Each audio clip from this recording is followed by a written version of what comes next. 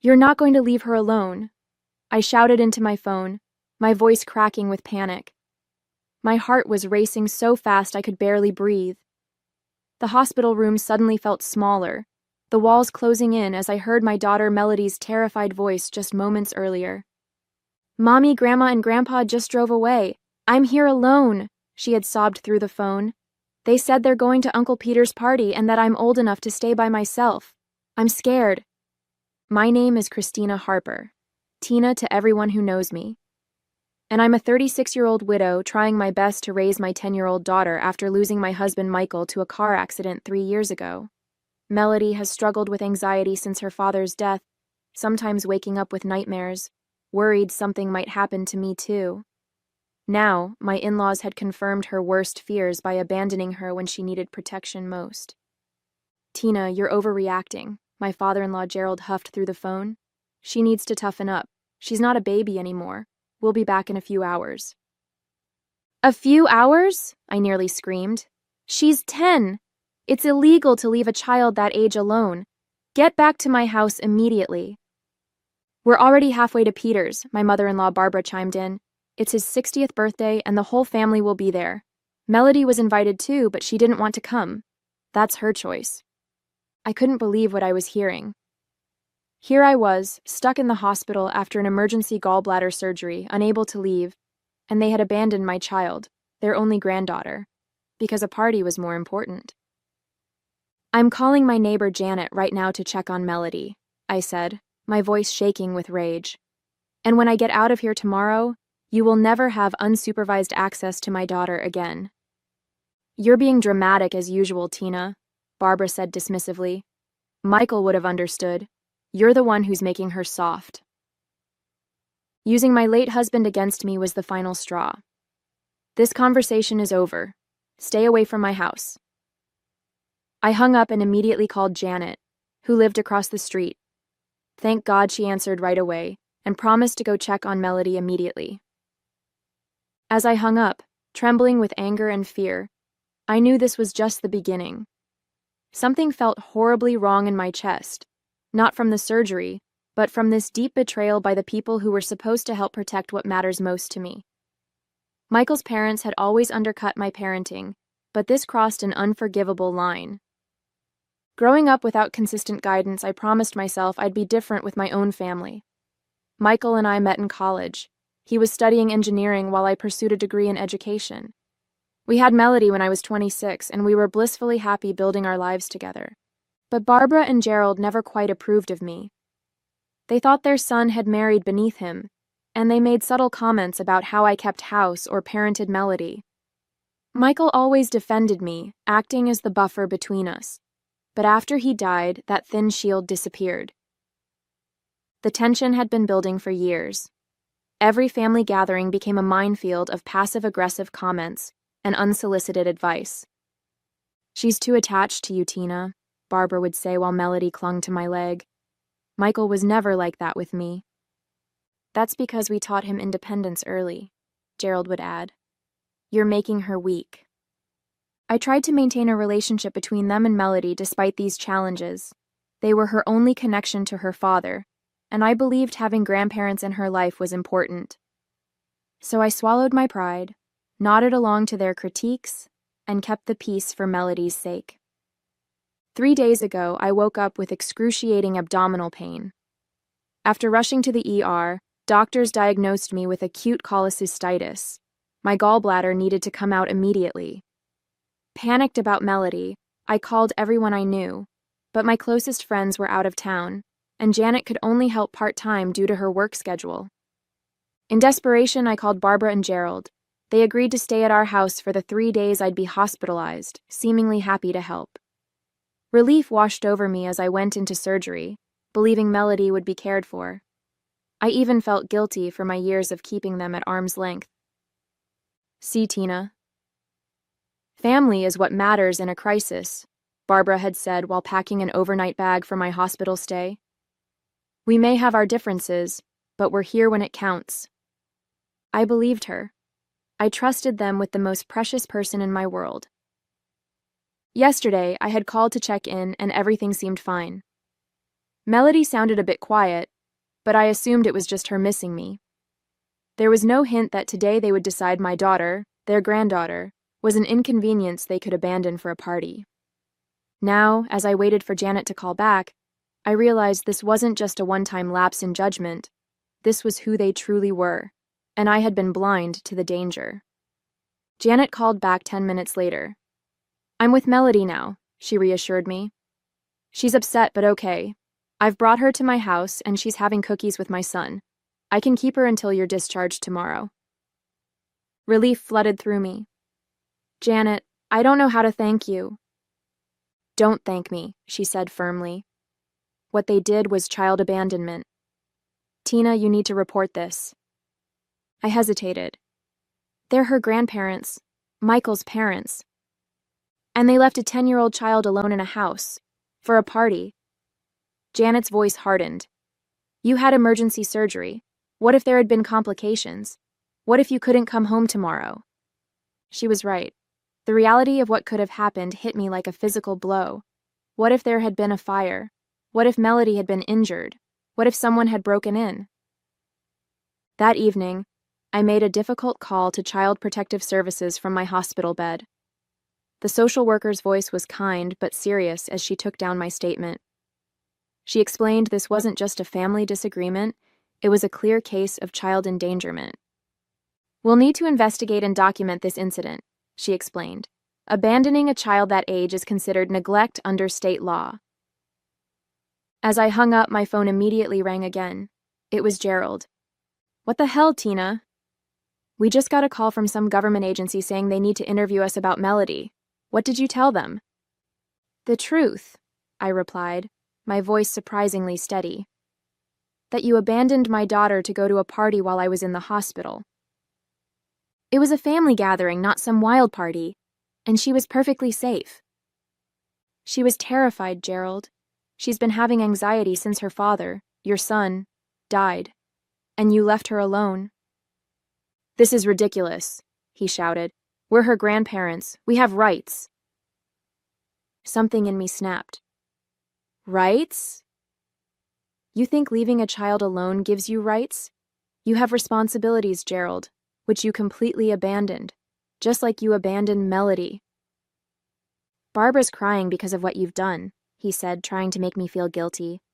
"After everything we've done for you. What exactly have you done besides criticize and undermine me since Michael died?" My voice was shaking now, but with anger rather than fear. "Tell Barbara I'm sorry she's upset, but I'm more concerned about my traumatized daughter. I'll be home tomorrow, and I don't want either of you at my house." "You can't keep us from seeing Melody," he thundered. "Watch me," I replied, and hung up. That night, my hospital room felt cold and empty. I stared at the ceiling, second-guessing myself, wondering if I'd overreacted. But every time I closed my eyes, I heard Melody's frightened voice. "Mommy, I'm here alone." No, I hadn't overreacted. If anything, I had been too tolerant for too long. The hospital discharged me the next morning. Janet picked me up and filled me in on Melody's night as we drove home. "She had trouble sleeping," Janet said quietly. "Kept asking if you were really coming home today." My heart ached. "Did she say anything else about what happened?" Janet hesitated. "She mentioned this wasn't the first time they'd left her alone." I nearly choked. "What?" "Apparently, they went grocery shopping yesterday and left her home for about an hour. She didn't call you because they told her not to bother you while you were recovering." White-hot anger surged through me. They had abandoned her twice and manipulated her into keeping quiet about it? When we arrived at Janet's house, Melody flew into my arms, clinging to me like she used to after Michael died. "Mommy, you're back," she sobbed into my shoulder. "I'm here, sweetie," I whispered, fighting through the pain of my surgical incision to hold her tight. "I'm so sorry about what happened." Later that afternoon, after settling back into our home, I changed the codes on our electronic door locks. I was still moving slowly from surgery, but determination pushed me forward as I called a locksmith to change the physical locks as well. Melody watched me with wide eyes. Are Grandma and Grandpa coming back? She asked quietly. I sat beside her on the couch, choosing my words carefully. Not for a while, honey. What they did was wrong and dangerous. They said I was being a baby, Melody whispered. Grandpa said Daddy wouldn't be proud of me being so scared. Fury rose in my throat. Using Michael against our daughter was unforgivable. Your daddy would be incredibly proud of you, I said firmly. You were brave to call me when you felt unsafe. That was exactly the right thing to do. By evening, my phone was buzzing constantly with texts and calls from Gerald, Barbara, and even Michael's brother Peter. I finally answered Peter's call. Tina, you need to calm down, he started. Mom and Dad are beside themselves. They're saying you reported them to child services and changed the locks? They abandoned my daughter, Peter, twice. My voice was ice. They left a 10-year-old alone to attend your birthday party. Look, they made a mistake. A mistake? I interrupted. A mistake is forgetting to pick someone up from soccer practice.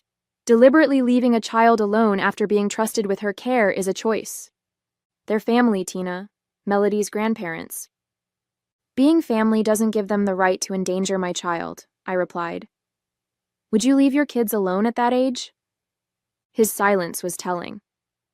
That's what I thought, I continued. I've filed a formal report, and yes, I've changed the locks.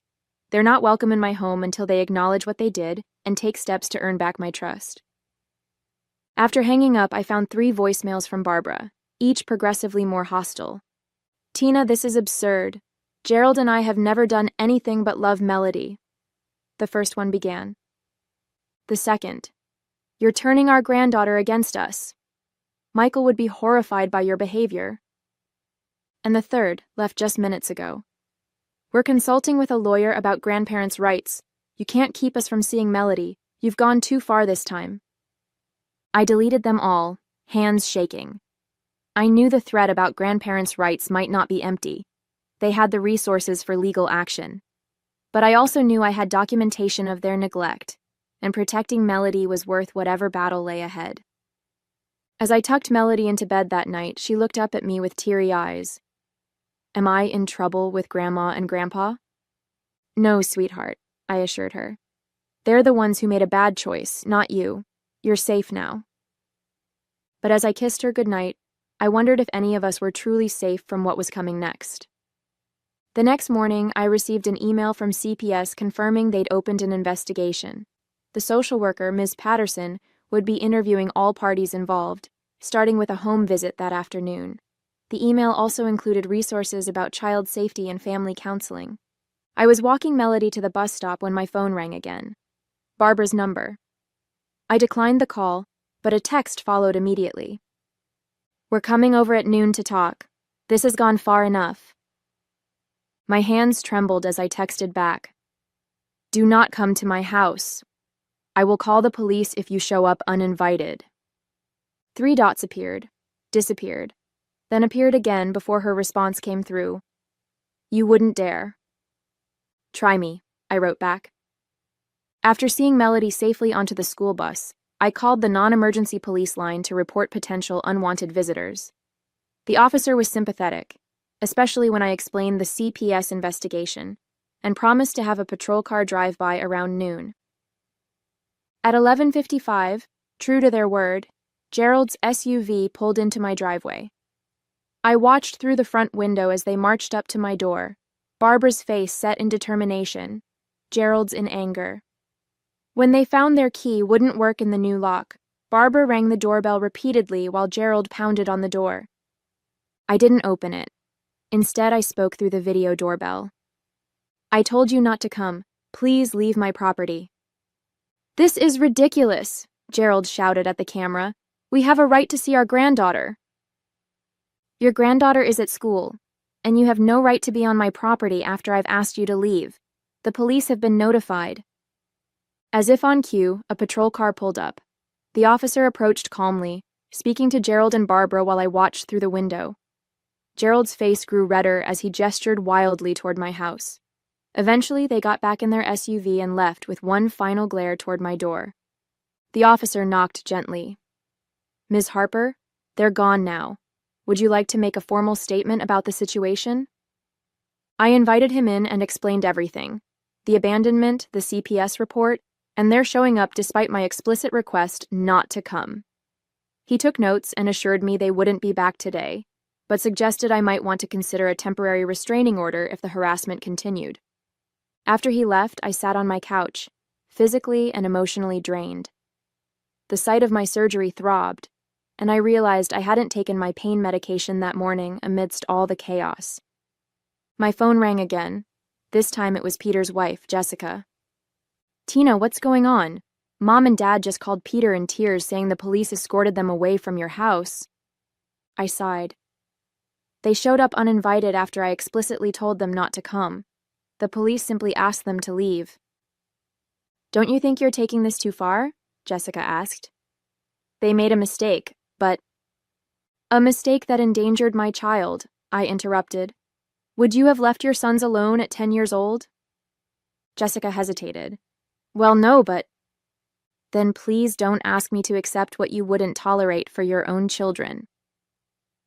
After hanging up, I logged onto Facebook to find my notifications exploding. Barbara had posted a long, self-pitying message about being kept from our precious granddaughter and falsely accused of neglect. She'd tagged several family members who were now commenting with confusion and concern. I felt physically ill reading her public distortion of events. But among the sympathetic comments for Barbara were a few questioning responses. "Wait, did you really leave Melody alone while Tina was in the hospital? That doesn't sound right.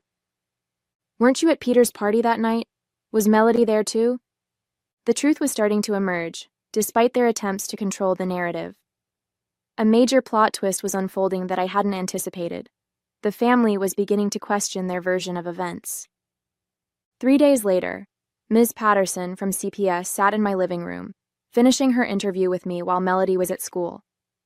"Based on our investigation so far, including our conversations with your in-laws, there's sufficient evidence to support your claim of child neglect," she said, reviewing her notes.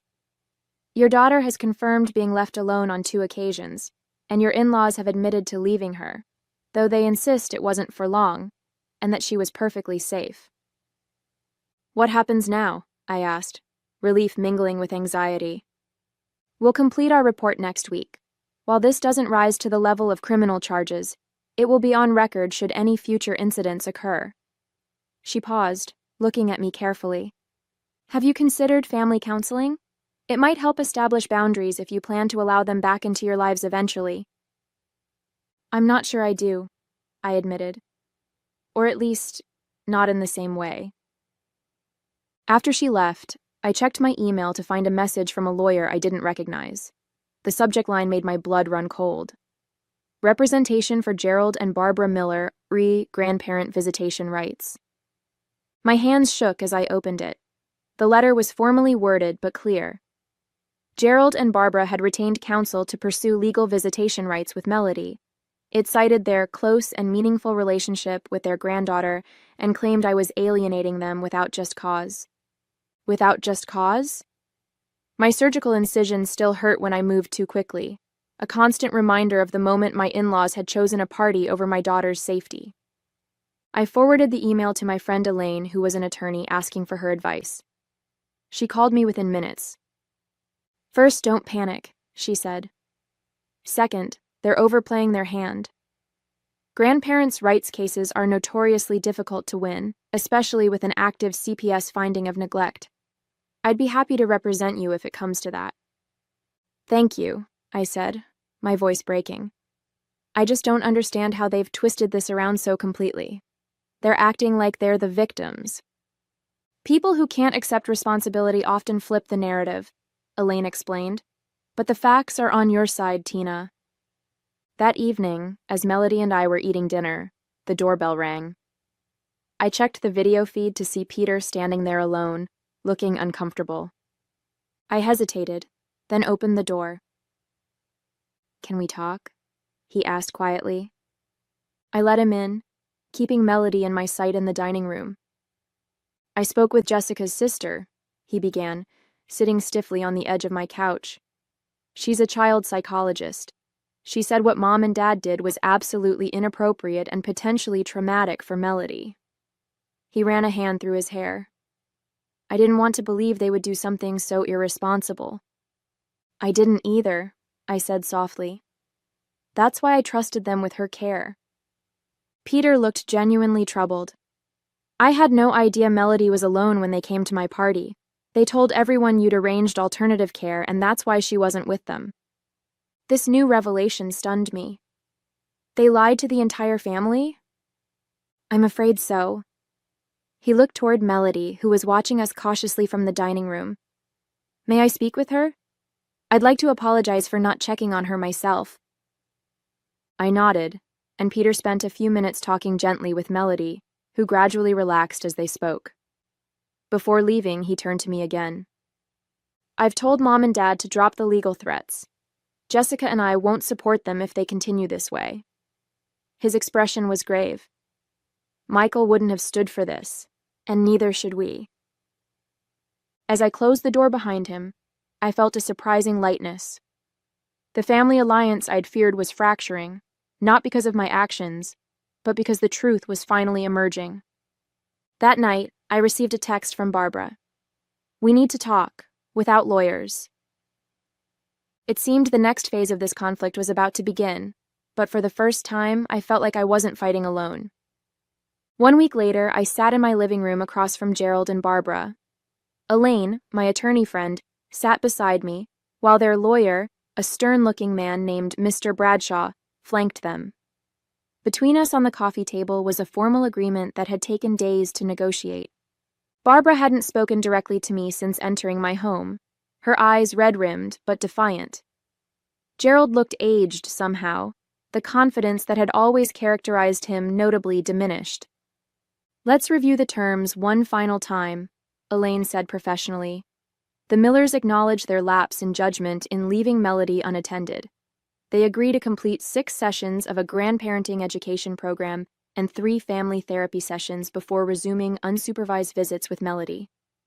Mr. Bradshaw nodded stiffly. And Ms. Harper agrees to dismiss the CPS complaint and permit supervised visitation in the interim, starting with 2 hours twice monthly at neutral locations. Those are the terms, I confirmed, looking directly at my in-laws. This isn't about punishment. It's about Melody's safety and ensuring nothing like this happens again. Gerald cleared his throat. We still think this has been blown out of proportion, but we'll sign.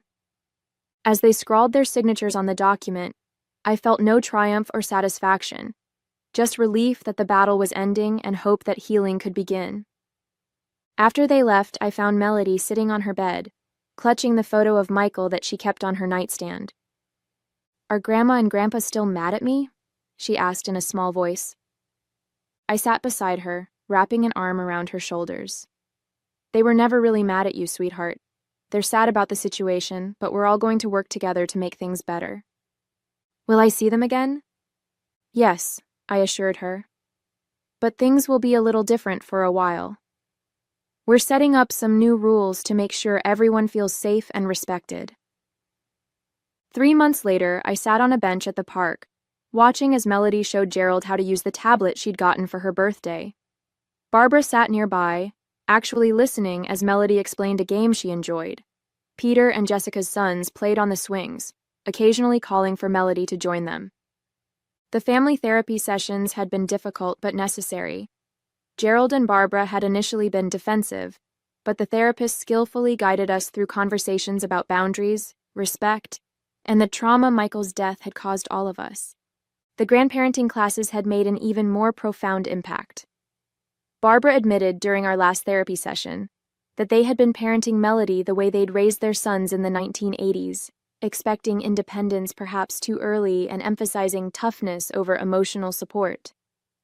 We were wrong, she had said, the words clearly difficult for her. The world is different now. Children are different, and we need to be different too. It wasn't a perfect reconciliation. There were still moments of tension, instances where old patterns threatened to emerge. But there was progress, real, meaningful progress that benefited Melody most of all. My phone buzzed with a text from Janet. "How's it going?" I smiled as I replied, "Better than expected." They're actually listening to her. Janet had become part of the extensive support network I'd built around Melody. I'd learned my lesson about relying too heavily on any single source of support.